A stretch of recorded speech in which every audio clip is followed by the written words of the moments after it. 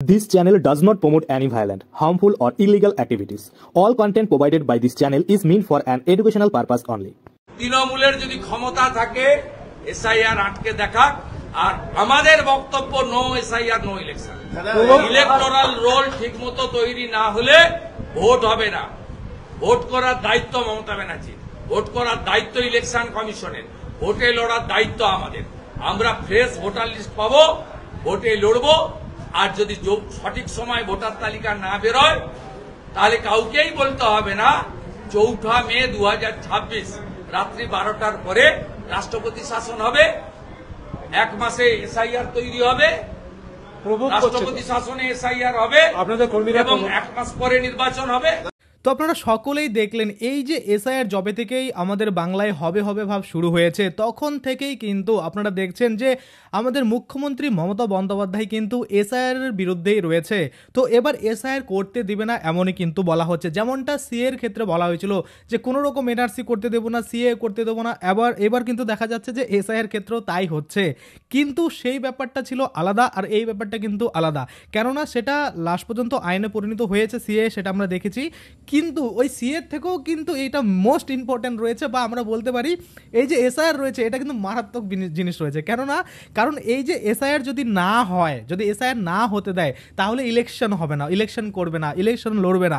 সেক্ষেত্রে আপনাদের ইলেকশন যদি না লড়া হয় বা ইলেকশন যদি না হয়, সেক্ষেত্রে মনে করুন যে কে রাজ্য চালাবে? রাজ্যটা চালানোর জন্য তো কাউকে লাগবে। তাহলে রাজ্য যদি কেউ চালানোর লোক না থাকে তাহলে কিন্তু আপনারা দেখবেন রাষ্ট্রপতি যে শাসন সেটা কিন্তু আমাদের ওয়েস্ট বেঙ্গলে চালু হয়ে যাবে। আর আপনারা হয়তো সকলেই মনে মনে এটাই চাচ্ছেন যে কোনো মতো একবার রাষ্ট্রপতি শাসন চালু হয়ে যাক, তাহলে আমাদের রাজ্যটা হয়তো ঠিক হয়ে যাবে বা আমাদের রাজ্যটাকে কিন্তু ঠিক করা যাবে। কেননা এই যে এসআইআর রয়েছে, এসআইআর দেখা যাচ্ছে যখন ম্যাপিং চলছে ২০২৫-এর লিস্টের সাথে ২০০২-এর কিন্তু অনেকটাই গরমিল রয়েছে, যার জন্য কিন্তু আমরা অনেক নিউজ পেপার, অনেক পোর্টালে দেখতে পাচ্ছি যে একদল এতদিন রাজ্য চালিয়ে আসছে তারা নাকি 50% ভোটারই মানে ভুয়োভাবে মানে করা, এরকম একটা ব্যাপার। যাই হোক, আমি ওইভাবে বলছি না কাউকে, আমি শুধুমাত্র দেখছি যা, তাই আপনাদের বলছি যে হ্যাঁ, নিউজ চ্যানেলগুলো অনেকটা বাড়িয়ে বলে, সেটা আপনারাও জানেন, আমরাও জানি। মানে যদি হয় এইটুকু, ওরা বলবে এতটা, না হলে ওদের টিআরপি বাড়বে না, সেরকম হচ্ছে ব্যাপার। তবু মনে করুন যে কিছুটা মানে সত্য থাকে, মানে অতগুলো না হলেও হয়তো 30%, 40% বা 25% কিন্তু ভুয়ো ভোটার দিয়ে সেই দল কিন্তু এতদিন রাজত্ব করে চলেছে। এবার এসআইআর হলে কি হবে? সেই ভোটারগুলো বাদ পড়বে। আপনারা সকলেই জানেন বহু মানুষের নাম ইতিমধ্যে কিন্তু ভোটার লিস্টে রয়েছে, যারা কিন্তু তাদের কোনো রকম অস্তিত্ব নেই বাস্তবে। আপনার ধরুন অ্যাড্রেস দেওয়া আছে, সেই অ্যাড্রেসে যদি যাচ্ছে, ওখানে গিয়ে দেখছে সেই ব্যক্তির নামে কোনো ব্যক্তিই নেই। মানে ধরুন আমার নাম, আমার অ্যাড্রেস দেওয়া রয়েছে ভোটার কার্ডে, আমি এবার কি করলাম, ভেরিফাই করার জন্য অফিসাররা আসলো সেই অ্যাড্রেসে, এসে দেখলো আমি নেই, মানে আমি ভুয়ো, মানে আমার নামও নেই, মানে নাম আছে মানে আমার কোনো অস্তিত্ব নেই। মানে আমার অ্যাড্রেসে আসার পরে দেখছে আমি এখানে উপস্থিত নেই বা এখানে কোনো দিন ছিলই না, মানে ওগুলো ভুয়ো। মানে বুঝতে পারছেন কতটা কারচুপি কিন্তু হয়েছে। তারপরে মৃত ভোটার যাদের রয়েছে তাদের নামগুলো বর্তমানে রয়েছে, সেই নামগুলোও কাটা হয়নি, সেগুলোও কিন্তু অপপ্রয়োগ করা হচ্ছে।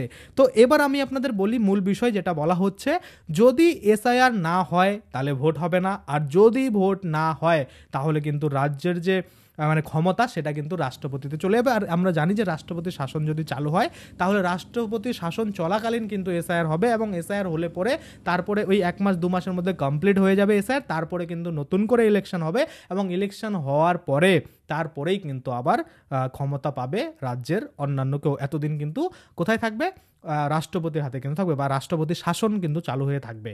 আপনারা হয়তো বুঝতে পারছেন। আর যদি এসআইআর হয়ে যায়, এসআইআর যদি স্মুথলি হতে দেয়, তাহলে কিন্তু ওই যে নতুন ভোটার লিস্ট তৈরি হবে সেটার উপরে ভিত্তি করে নতুন করে ভোট হবে, এবং তারপরে যারা ক্ষমতায় আসবে তারা কিন্তু রাজ্য চালাবে। এবার আপনারা কি চান, যে এসআইআর হোক বা এসআইআর না হয়ে রাষ্ট্রপতি শাসন চালু হোক? অবশ্যই আপনাদের মতামত একটু কমেন্টে জানাবেন। এবার কথা হচ্ছে তাহলে মেয়াদ কতদিন রয়েছে? আমরা সকলেই জানি যে মানে মে মাসের 4 তারিখের মধ্যে রাত 12টার পরে যদি কোনো রাজ্য চালক না হয় তাহলে সেটা অটোমেটিকলি সেটা কোথায়, সেটা রাষ্ট্রপতি শাসনে পরিণত হয়ে যাবে, আর রাষ্ট্রপতি শাসনে আমাদের ওয়েস্ট বেঙ্গল চলে যাবে। সেটা হচ্ছে 2026 সালের মে মাসের 4 তারিখ অবধি ভ্যালিডিটি রয়েছে। আর এর মধ্যেই দেখবেন ভোটও হয়ে যাবে, এসআইআরও হয়ে যাবে, এবং নতুন করে যারা ক্ষমতায় আসার তারা চলেও আসবে।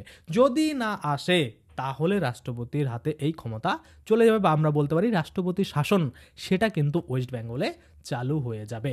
আপনারা অবশ্যই আপনাদের মতামত জানাবেন যে আপনারা চান কি না যে এই যে রাষ্ট্রপতি শাসন সেটা চালু হোক। এবার চলে আসি যে এসআইআর নিয়ে এবার কেন এত মাতামাতি? এর আগে তো বহুবার এসআইআর হয়েছে, তাহলে কেন হয়নি? দেখুন, আপনারা সকলেই জানেন যে কারচুপি যেখানে হবে বা যেখানে ভুয়ো তথ্য দেওয়া থাকবে তারা কিন্তু ভয় পাবে। আপনি যদি চুরি করে থাকেন তাহলে আপনার মনে মনে একটা ভয় লাগবে, আর আমি যদি চুরি না করি তাহলে আমি সেখানে মানে একদম স্ট্রংলি দাঁড়িয়ে থাকবো, আমার ভয়ই লাগবে না, কারণ আমি চুরি করিনি। আর যারা চুরি করেছে তারা কিন্তু মনে মনে একটা ভয় পাবে। সেরকম হচ্ছে ব্যাপার। এই যে ভোটার লিস্ট, আমরা দেখছি ভোটার লিস্টে বহু কিন্তু রোহিঙ্গা, অনুপ্রবেশকারী, অবৈধ বাংলাদেশি তাদের নাম কিন্তু তোলা হয়েছে এবং তাদের যে ভোট সেটা কিন্তু প্রয়োগ করা হচ্ছে। তো এই যে ব্যাপারগুলো, এটা কিন্তু আমরা দেখছি এত পরিমাণে ভুয়ো রয়েছে, যেটা আমরা না, শুধু নির্বাচন কমিশন নিজেই দেখছে যে অত্যাধিক পরিমাণে কিন্তু বেড়ে গেছে ভোটার। জন্মের যে হার সেটার অনুযায়ী কিন্তু তার থেকে 64 জন করে বেশি কিন্তু ভোটার বেড়েছে। অর্থাৎ এখানে বলতে চেয়েছে যে যদি 100 জন পশ্চিমবঙ্গে জন্মগ্রহণ করে থাকে তাহলে আরও 64 জন এক্সট্রা কিন্তু ভোটার লিস্টে নাম তুলিয়েছে। তাহলে এই যে 64 জন এক্সট্রা, তাহলে এরা কোথা থেকে এলো? অবশ্যই যারা ভুয়ো রয়েছে, যদি ভুয়ো না থাকে তাহলে ভেরিফিকেশন করাক, আধার লিঙ্ক করাক ভোটার কার্ডের সাথে, তাই না? অনেক এমন ভোটার কার্ড পাওয়া গেছে যেগুলো আধার লিঙ্ক করায়নি, তাহলে তাদের মানে কি অস্তিত্ব রয়েছে বলুন? তাদের অস্তিত্ব তো নেই, কিন্তু তারা ভোট দিয়েছে। কোন দিকে ভোট দিয়েছে? যেদিকে ক্ষমতা আছে, তাই না? তো সেক্ষেত্রে এই যে মানে এসআইআর হবে না বা করতে দেব না, এটা কিন্তু আপনার বা আমার বা কারো খারাপের জন্য নয়, সবার ভালোর জন্যই। কারণ আমরা আজকে দেখছি, আজকে একটা অফিসে ধরুন 5টা ভ্যাকেন্সি রয়েছে, তার মধ্যে অবৈধ বাংলাদেশি রোহিঙ্গা এসে তারা 3টা ভ্যাকেন্সি নিয়ে বসে আছে। তাহলে আপনার আর আমার কষ্ট। সেক্ষেত্রে তাদেরকে যদি তাড়ানো যায়, তাদেরকে যদি বের করা যায়, তাহলে মানুষের পরিমাণ যদি কমে যায়, সেক্ষেত্রে আমাদের যে সুবিধাগুলো পেতে অনেকটা ইজি হবে, বা সরকার আমাদের জন্য আরও বেশি বেশি সুবিধা করতে পারবে। এখন যদি মনে করুন 5 কোটি মহিলা লক্ষ্মীর ভাণ্ডার পায় এবং পরবর্তীতে দেখা যাচ্ছে 2.5 কোটি যদি মহিলা বাদ পড়ে যায়, যারা অবৈধ রোহিঙ্গা যদি তারা বাদ হয়ে যায়, তাহলে 2.5 কোটি মহিলাকে যেরকম 1000 টাকা করে দিচ্ছে সেখানে 2000 করে দিতে পারবে, তাই না? তাহলে আপনার কি হলো? লাভ হলো। তো সেক্ষেত্রে এই যে যারা অনুপ্রবেশকারী রয়েছে, রোহিঙ্গা রয়েছে, মানে যারা বৈধ নয়, তাদেরকে এবার কিন্তু ধরপাকড়াও করা হবে।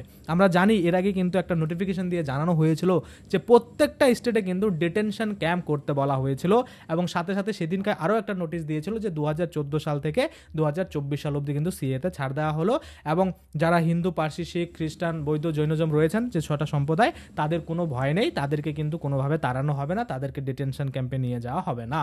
তাহলে কাদেরকে করা হবে? আপনারা বুঝতে পারছেন, বিশেষ এক সম্প্রদায় রয়েছে, তাদেরকেই কিন্তু এই যে এসআইআর এর আন্ডারে বলুন বা সিএর আন্ডারে বলুন বা এনআরসির আন্ডারে বলুন, তারা কিন্তু আসবে না, তাদেরকে কিন্তু বের করার জন্যই এই যে ভেরিফিকেশন সেটা কিন্তু শুরু হচ্ছে।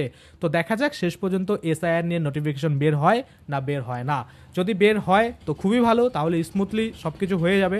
যদি বের না হয় তাহলে দেখবেন যে যদি ভোট সময় মতো হতে না পারে, সময় মতো যদি রাজ্য চালানোর ক্ষমতায় কেউ আসতে না পারে কোনো দল, সেক্ষেত্রে কিন্তু আমাদের রাজ্য 2026 সালের মে মাসের 4 তারিখে কিন্তু রাষ্ট্রপতি শাসনে কিন্তু পরিণত হবে। এবং আমার মনে হচ্ছে যে এসআইআরটাও হতে দেওয়া হবে, এবং ভোটার ভেরিফিকেশনও হবে, এবং ভোটও সুন্দরভাবে হবে, এবং ক্ষমতাও হয়তো তার আগেই কেউ না কেউ, কোনো না কোনো দল পেয়ে যাবে। এরকম যে কোনো কিছু চালু করতে গেলেই করতে দেবো না, এই করবো না, ওই হবে না, এই হবে না, আমার পারমিশন নাই, এগুলো কিন্তু আমরা দেখছি আমাদের মাননীয় করে থাকে। তো আমাদের মুখ্যমন্ত্রী মমতা বন্দ্যোপাধ্যায়ের এটা আমরা অভ্যাস ধরে নিতে পারি যে এটাই হয়তো করবে, পরবর্তীতে কিন্তু নির্বাচন কমিশন দেখবেন এটাকে কিন্তু করবে। এবার এই যে ভুয়ো ভোটারগুলো রয়েছে, মুখ্যমন্ত্রী কেন বাদ দিতে চাচ্ছেন না আমাকে বলুন, যে এই যে আমাদের মাননীয় রয়েছে কেন বাদ দিতে যাচ্ছে না? অবশ্যই তিনি হয়তো ওই ভোটগুলো পান, যদি নাই পেয়ে থাকেন তাহলে অবশ্যই করতে দেওয়া উচিত। তাহলে এই যে বৈধ মানে যারা ভোটার রয়েছে তারা শুধু থাকবে, তাহলে বৈধ ভোটার যদি থাকে তাদের তাহলে একটা আইডি কার্ড যদি দেওয়া হয়, স্মার্ট আইডি কার্ড, যেরকম অন্যান্য প্রত্যেকটা দেশে দেখবেন একটা স্মার্ট আইডি কার্ড থাকে, চিপস লাগানো থাকে, যেটা দিয়ে আপনার প্রমাণ হবে যে আপনি এখানকার মানুষ। তো এরকম তো আমাদের নেই। আধার কার্ড ছিল, সেটাও গেল ডুপ্লিকেট হয়ে, যে সবাই আধার কার্ড ডুপ্লিকেটভাবে বানিয়ে নিছে, কোনটা তাহলে আমাদের নাগরিকত্বের প্রমাণ নেই। তো এইবার ভেরিফিকেশনের পরে হয়তো যে কেন্দ্রীয় সরকার রয়েছে এই যে আমাদের স্মার্ট সিটিজেনশিপ কার্ড দেওয়ার চিন্তা ভাবনা কিন্তু করলেও করতে পারে। কারণ আমরা দেখছি শুধুমাত্র এসআইআর নয়, এসআইআর এর সাথে সাথেই কিন্তু এনপিআরও হচ্ছে। আপনারা জানেন নভেম্বরের ফার্স্ট উইকে কিন্তু বলা হয়েছে, যখনই এই নিয়ে কোনো আপডেট পাবো, নোটিফিকেশন পাবো, আমি কিন্তু অবশ্যই আপনাদের জানাবো। আশা করি আপনারা বুঝতে পারছেন। আজকের জন্য ভিডিওটা এখানেই শেষ করবো। যদি আপনাদের ভিডিওটা ভালো লাগে অবশ্যই একটা লাইক করে দিবেন, আর আপনাদের মূল্যবান মতামত কিন্তু অবশ্যই জানাবেন যে আপনি কি চান, যে ভোট হোক, এসআইআর হোক, এবং নর্মাল যে ভোট হয়ে যারা ক্ষমতায় আসবে আসুক এটা, আর নাকি ভোট টোট না হোক, এসআইআর না হোক, এবং রাষ্ট্রপতি শাসন চালু হোক 2026-এর মে মাসের 4 তারিখে। কোনটা চান অবশ্যই একবার কমেন্টে কিন্তু জানাবেন, আর অবশ্যই ভিডিওটাকে লাইক করে সাবস্ক্রাইব করে পাশের বেল আইকনটাকে এনাবেল করে রাখবেন। তো আজকের জন্য ভিডিওটা এখানে শেষ করছি, ধন্যবাদ।